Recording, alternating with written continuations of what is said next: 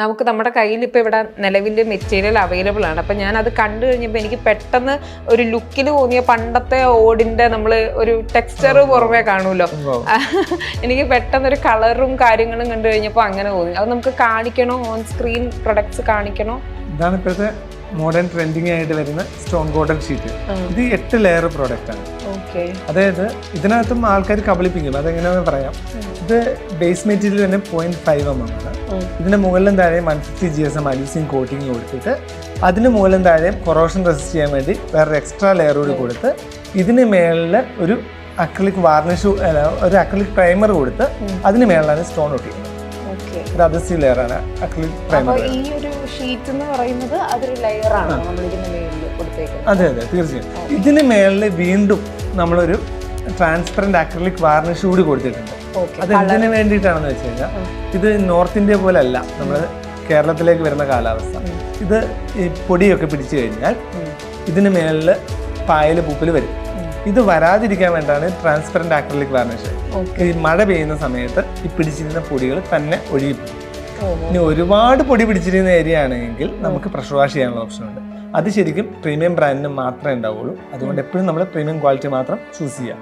പിന്നെ ഇതിനകത്ത് കബളിപ്പിക്കുന്ന വേറൊരു കാര്യമാണ്, ഈ കഴിഞ്ഞ ദിവസം എനിക്ക് സംഭവിച്ചൊരു കാര്യം. അതായത് എനിക്ക് ഒറ്റപ്പാലത്തുള്ളൊരു കസ്റ്റമർ ഞാൻ സംസാരിച്ച സമയത്ത് പറഞ്ഞു, നിങ്ങൾക്ക് 150 GSM കോട്ടിംഗ് ഉള്ളൂ, ഞങ്ങൾക്ക് 200 GSM കിട്ടിയെന്ന് പറഞ്ഞു.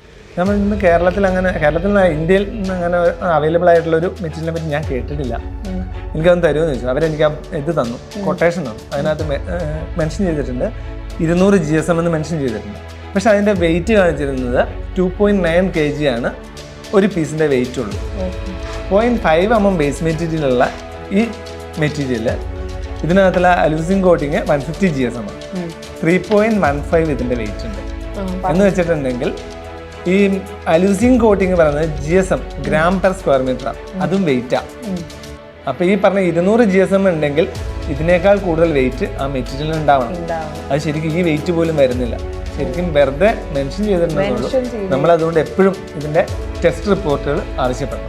അത് കൂടാതെ നമ്മൾ ഇൻഡസ്ട്രിയൽ പർപ്പസിന് ഉപയോഗിക്കുന്നതുകൊണ്ട് തന്നെ ഇത് സോൾട്ട് ടെസ്റ്റ് കൂടി പാസ്സായ മെറ്റീരിയൽ. അത് ചോദിക്കാണ്, പല ക്ലൈമറ്റിക് കണ്ടീഷൻസ് ഉള്ളതുണ്ട്. നമ്മള് കടലിന്റെ സൈഡിൽ വീടുള്ളവരുണ്ടാവും, തീരപ്രദേശങ്ങളിൽ.